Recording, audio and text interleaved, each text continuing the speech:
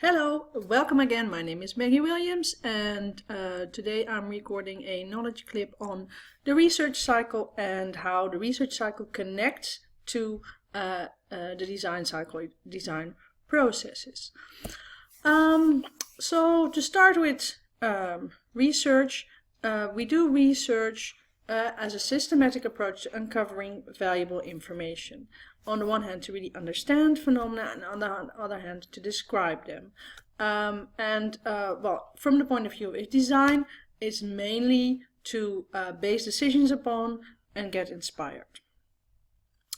So, what is this research cycle? Oh yeah, before I'm talking to many models about process either have like a linear approach going from the beginning till an end point.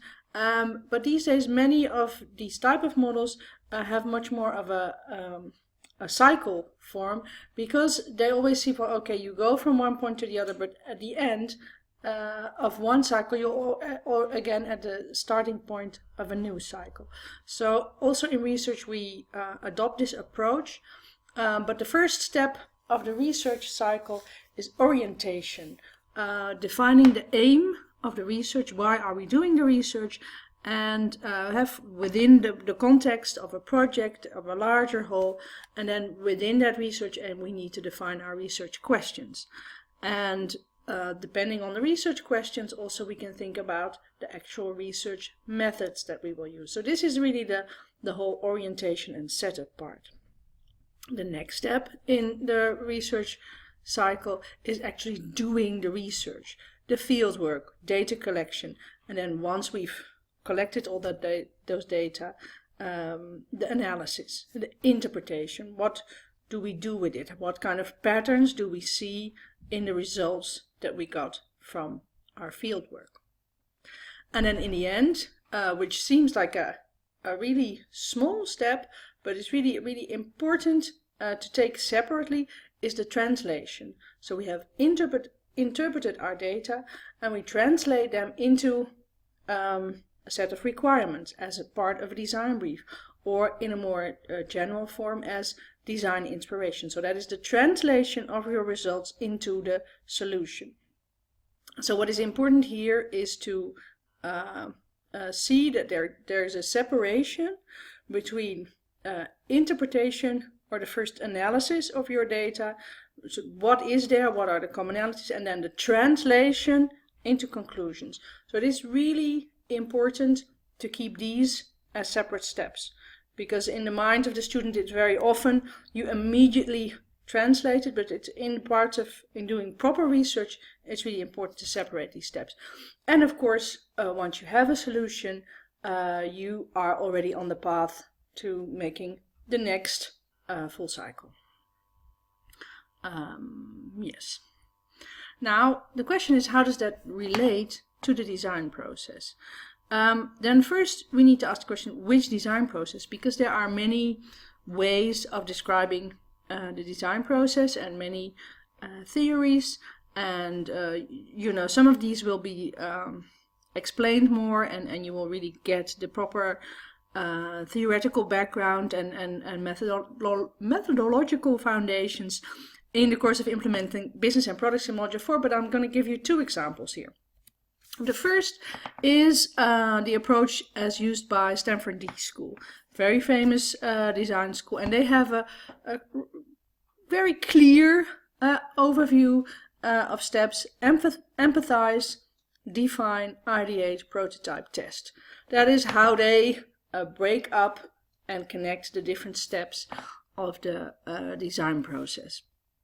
And then again, this is not my own, but so somebody has commented on how you could see those and how these steps are connected, and in terms also of research. So the empathy, learning about the audience for whom you are designing, this is a really important first step, and research, of course, plays a very big role in that. But also, especially towards the end phase of the prototype, here, so let me use my cursor also to analyze it. The prototype and test, it's very important to make these type of iterations where you make a prototype, test it with the users, make a new prototype, test it with the users, and then with that you can go back to the beginning or finish that cycle. But again, even though this is put down as a linear process, of course, again, after putting one product out there, you go on with a newer version or with the next product. So again, it can be seen as a cycle. So that is Stanford D-School. Another process that you will definitely learn about is from the Delft Design Guide, originally set up by Jan Buys and Rianne Valkenburg. Now, Jan Buys sadly passed away last year, but he taught this model to, well, I think 80% of your IDE lectures. And Rianne Valkenburg, she actually is our research professor at the Hague University of Applied Science for innovation, so we're on good ground. And as you can see, this is a circle, and so you could start it at, let me see, the strategic situation of the company, and from there you might have the need to develop a new product, generating search areas with an external analysis and an internal analysis. And this is broken down into a lot of steps. I'm not going to go over all these steps at the moment, but what is very important and what is crucial, but one of the most important elements of the Delft design model method, is the diverging and converging. So in the creative steps consist of first diverging and then converging. This is really important. But as you could see it, that for each of these important phases, you could on the outside attach a research cycle. So you could here do a research cycle, but you could here do a research cycle, and you could here do a research cycle. So at any step in the design process, research can be an important input for whatever step you need to make at that moment. So research is useful whichever process model you use and in whichever phase of design process you are. Some research methods are more suitable to, for example, the fuzzy front end of innovation. It's to really uncover the more unmet needs and things behind it. And others are more to the later stages of the user testing. And actually we will get into that more in the user involvement. The book that is used there, Universal Methods of Design, has 100 methods, and each method actually has an indication on which part of the design process it is suitable for. So there is different methods, but it is always useful.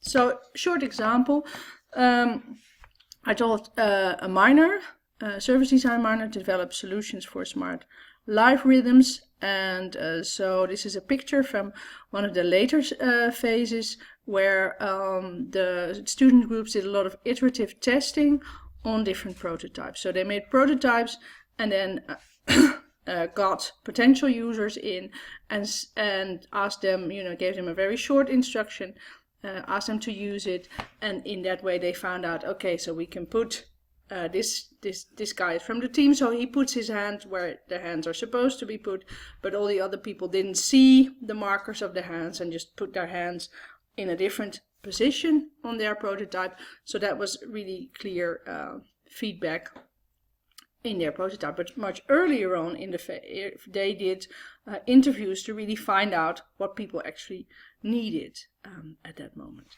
So the take-home message is what I find important is don't think of research as something that only happens at the start of the design process. Sometimes people have this kind of linear model. Okay, first we find out that, then we have that insight, and based on that insight we can work till the end of our product. Don't think like that, but think that at each step in the design process there is space for going through a full research cycle. So what could be an exam question related to this? I could just give you that research cycle and ask you to put the words next to it. Kind of basic, but well, some of the exam questions will be basic. That's it for now. Thanks for listening and see you in class.